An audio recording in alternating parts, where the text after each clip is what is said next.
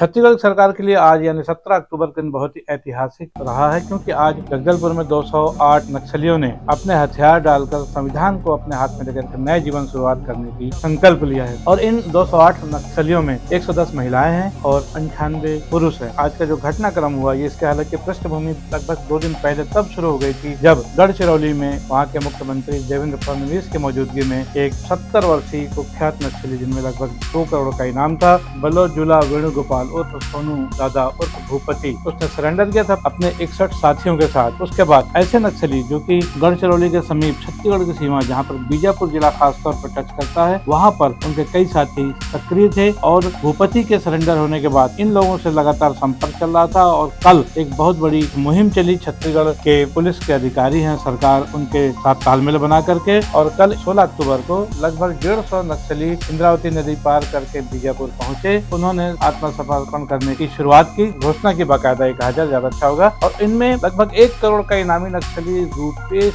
भी शामिल है। रूपेश का पूरा नाम टक्कापल्ली वासुदेव उर्फ रूपेश है, जिसकी उम्र 58 साल है। दंतेवाड़ा की स्पेशल जोनल कमेटी का प्रवक्ता भी है, काफी पढ़ा लिखा है रूपेश। नक्सलियों के जो फरमान जारी होते थे, जो चिट्ठियां जारी होती रही समय समय पर, उसको अंजाम देने का काम रूपेश करता रहा है। और कल दोपहर बीजापुर में जैसे समाचार मिला, भूपति के साथी लगभग 140 के आसपास छत्तीसगढ़ में समर्पण करने के लिए तैयार है, हथियार छोड़ने के तैयार है। तो शासन और प्रशासन में हड़कंप भी मची, खुशी भी हुई और सबने तत्काल में सारे इंतजाम किए। बीजापुर के एसपी जितेंद्र यादव के उन्होंने देखा कि नदी के पास कुछ नावें आ रही है, उसमें नक्सली सवार होकर आ रहे हैं, तो निहत्थे आगे बढ़े और उन्होंने हाथ हिलाकर उनका अभिवादन किया, इशारा किया। और उसके बाद ये सभी नक्सली बीजापुर पहुंचे, वहाँ पर उनको एक खास जगह रखा जाता है। और आज 17 अक्टूबर को उनको जगदलपुर, जो कि संभाग का हेडक्वार्टर है, वहाँ लाया गया है। यहाँ पर डीजीपी अरुण देव गौतम सहित आईजीपी सुंदरराज, नक्सल ऑपरेशन के एडीजी प्रमुख जो कहा विवेकानंद सिन्हा सहित तमाम जिलों के एसपी मौजूद थे। और इन सब ने काफी कड़ी सुरक्षा व्यवस्था के बीच 5 बसों में सवार होकर आए 208 नक्सलियों को एक जगह पहले एकत्रित किया। मुख्यमंत्री और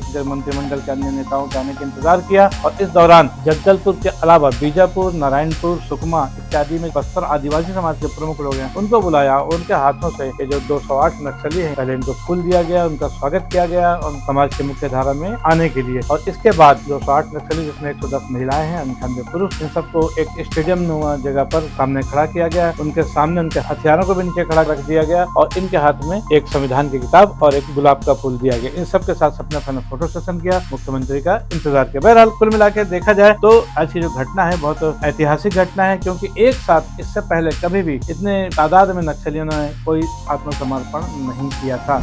आज छत्तीसगढ़ ही नहीं, देश के लिए आज के इस दिन को ऐतिहासिक दिन कह सकते हैं।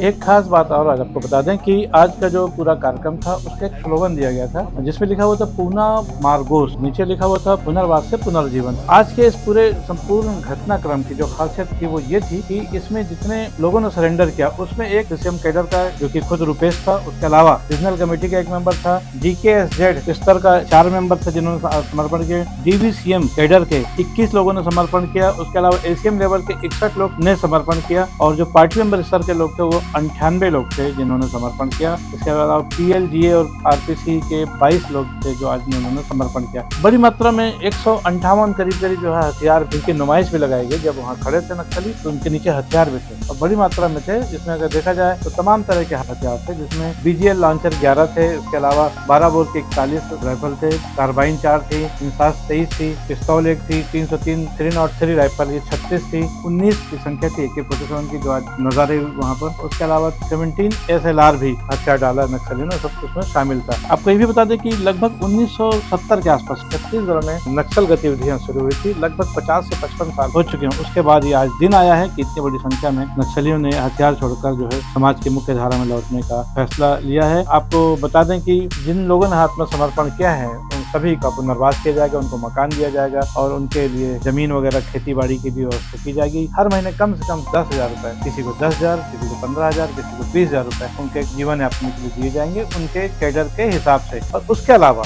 जितना इनाम था, जैसे कि पहले सरकार ने कहा था, उतनी राशि उनको दी जाएगी आत्मसमर्पण करने वालों की। लेकिन इस बात को ऐसा रखा गया है कि जो राशि उनको दी जानी है उसको उनके नाम से बैंक में जमा कर दिया जाएगा और लगभग 3 साल बाद ये राशि उनको मिलेगी। इसलिए ऐसा कहीं ना हो कि नक्सलियों ने आत्मसमर्पण किया, पैसे लिए, बाद में 2-4 महीने बाद फिर वापस चले गए। तो उस स्थिति से मुक्ति पाने के लिए पहले से ये सरकारी व्यवस्था है कि सरकार के नाम से जमा करेगी, जिसका जो विड्रॉल कम से कम 3 साल बाद हो पाएगा। आपको बता दें कि बीते लगभग 1.5 साल से, जबकि केंद्रीय गृह मंत्री अमित शाह ने ये कहा था कि मार्च 2026 तक हम छत्तीसगढ़ को नक्सल मुक्त कर देंगे। उसके बाद से बॉर्डर सिक्योरिटी फोर्स है, सीमा सुरक्षा बल है, जिला पुलिस बल है और तमाम जो दीगर कमांडर हैं राज्य शासन के, उन सबको लेकर के जिस तरीके से नक्सलियों पर दबाव बनाया गया, जिस तरह से मुठभेड़ें हुई, उसमें कई नामी गिरामी नक्सली मारे भी गए। बीते अगर साल भर का हम यदि चिट्ठा देखते हैं तो उनमें एक बड़ा नाम जो था वो है बसव राजू का। बसव राजू की 21 मई 2025 में ही लगभग 5 महीना पहले अबूझमाड़ के जंगलों में सेना के लोगों ने घेर करके उसको मार गिराया था और बसव राजू भी लगभग 1.5 से 2 करोड़ का इनाम था और वो संगठन का महासचिव भी था। तो कुल मिलाकर देखा जाए एक बड़ी सफलता अब मिली थी जवानों को और उसके बाद से लगातार नक्सलियों पर दबाव पड़ रहा था। कई नक्सलियों ने सरेंडर भी किया, कई लोग मुठभेड़ में मारे भी गए। और इस बीच जैसे ही बुधवार के दिन गढ़चिरौली में वेणुगोपाल और सोनू दादा और भूपति ने जब सरेंडर किया, जो 70 साल के आसपास का है, इसका भाई किशन भी 2012 में पुलिस के साथ मुठभेड़ में मारा गया था। तो एक पूरा परिवार जो कहा जाए भूपति का नक्सली गतिविधि में संलग्न रहा है। उसकी पत्नी ने भी अभी कुछ महीने पहले ही पुलिस के सामने सरेंडर किया था, वो गढ़चिरौली में रह रही है। इसके पीछे एक बात और समझ में आ रही है, जो बात खुल के आई है अभी तक, वो ये है बसवराज जी की मौत के बाद अगला महासचिव कौन बनेगा संगठन, तो इसको लेकर कहीं न कहीं संगठन में विवाद चल रहा था। संगठन मतलब नक्सली संगठन, और उसमें 2 नाम प्रमुख रूप से आ रहे थे, एक था देवजी का और दूसरा था भूपति का। भूपति को ये उम्मीद थी कि चूंकि उसकी पूरे पारिवारिक पृष्ठभूमि नक्सलियों के साथ जुड़ी रही है, इसलिए उसे संगठन का महासचिव का पद दिया जा सकता है, लेकिन ऐसा हुआ नहीं और इस पद पर भूपति के बजाय देवजी को महासचिव पद पर राजपूती कर दी। उसके बाद से कहीं न कहीं भूपति थोड़ा सा निराश था, नाराज भी था संगठन से और शायद इसीलिए उसने आत्मसमर्पण करने का निर्णय ले लिया। अपनी पत्नी से बातचीत की, उसकी पत्नी ने भी उसको प्रेरित किया कि आत्मसमर्पण करो, हम लोग साथ में रहेंगे। वो गढ़चिरौली में रहती है और इस सब के बीच 15 अक्टूबर बुधवार के दिन 61 साथियों के साथ भूपति ने पहले सरेंडर किया और उसी भूपति ने बीजापुर में रह रहे इंद्रावती नदी के उस पार रुपेश और उसकी टीम को आत्मसमर्पण करने के लिए उत्साहित किया। रुपेश भूपति का ही आदमी है। रुपेश पर भी 1.5 से 2 करोड़ का इनाम है। छत्तीसगढ़ के अलावा तेलंगाना का मूल रूप से रहने वाला रुपेश भूपति के सरेंडर होने के बाद उसने संबंध बना लिया था और उसने अपने लगभग 140 साथियों के साथ सरेंडर करने के लिए सरकार को सूचना दी। अपनी 10 सूत्री मांग भी रखी। मुख्य उद्देश्य था कि आदिवासियों के हितों की रक्षा करना। तो रुपेश ने एक टीवी के इंटरव्यू में कल ही कहा था कि हम आत्मसमर्पण नहीं कर रहे हैं, हम हथियार डाल रहे हैं और हमारी जो लड़ाई है आदिवासियों के हक की वो आगे भी जारी रहेगी, क्योंकि छत्तीसगढ़ सरकार ने एक वादा किया है कि आदिवासियों के विकास के लिए, जो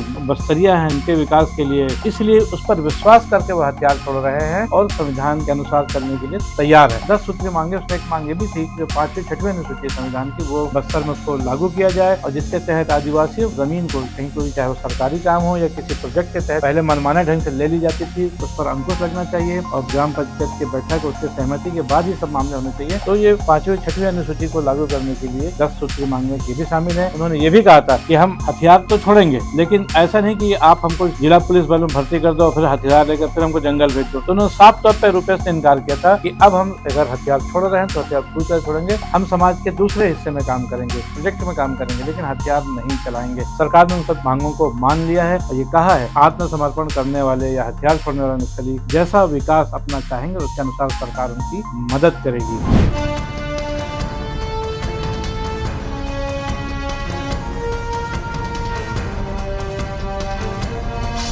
आज सुबह सरकारी तैयारियों के बीच 5 गाड़ियों में सवार होकर के सभी नक्सली जगदलपुर पहुंचते हैं और वहां पर इनके कैंप में रख दिया जाता है और उसके बाद मुख्यमंत्री का काफिला जगदलपुर पहुंचा और उनके साथ गृह मंत्री विजय शर्मा, अरुण साव और भाजपा के प्रदेश अध्यक्ष किरण सिंहदेव भी मौजूद थे। उन सब ने नक्सलियों के सरेंडर को सराहा, उनको बधाई दी और ये वादा किया छत्तीसगढ़ की सरकार हथियार छोड़ने वाले नक्सलियों के पुनर्वास के लिए सब कुछ करेगी जैसा वो चाहेंगे। आज छत्तीसगढ़ ही नहीं देश के लिए आज के इस दिन को ऐतिहासिक दिन कह सकते हैं।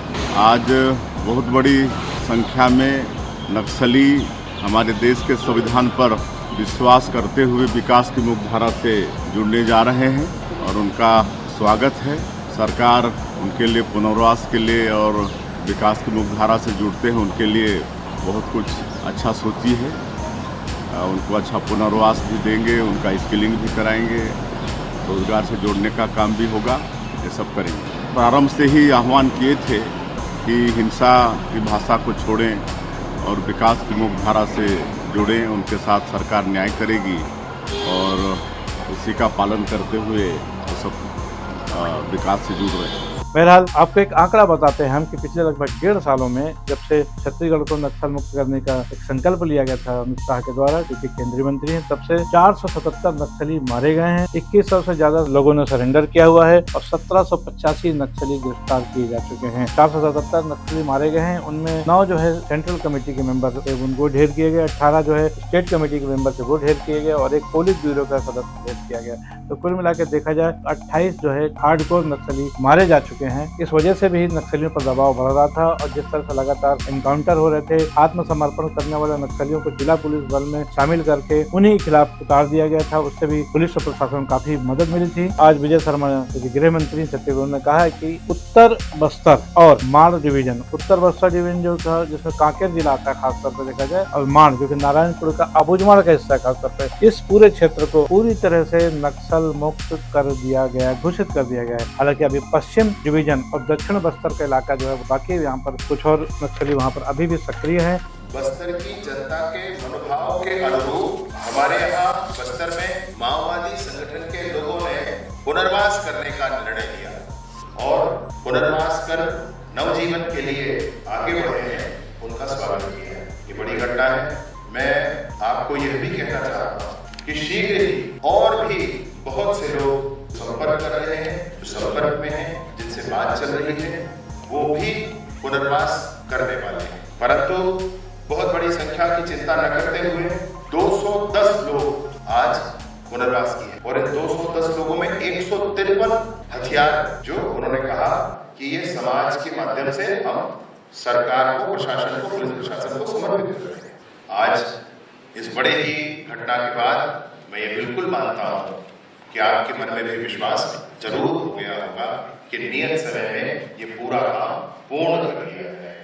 मैं विशेष रूप से आपको ये बताना चाहता हूँ कि माड़ डिवीजन की कमेटी ये पूरी की पूरी है। मेरी बात गंभीरता से ध्यान देंगे। माड़ डिवीजन की कमेटी पूरी की पूरी आई है। गढ़चिरौली डिवीजन की कमेटी गढ़चिरौली में भी 1-2 दिन पहले गढ़चिरौली में गई है। इसके साथ ही साथ उत्तर बस्तर डिवीजन कमेटी में एक पोर्शन केशकाल वाला शेष रहा है, बाकी वो भी कमेटी पूरी आई है। इनके कंपनी 1 ये पूरा आया है, कंपनी 5 में 1-2 साथियों को छोड़कर बाकी पूरे आए हैं, कंपनी 10 ये पूरा आया है। इनके डिपार्टमेंट्स जो हैं, टेक्निकल डिपार्टमेंट, जोनल क्षेत्र के जितने लोग हैं वो पूरे आए हैं। इनके कम्युनिकेशन टीम के जितने लोग हैं वो पूरे आए हैं।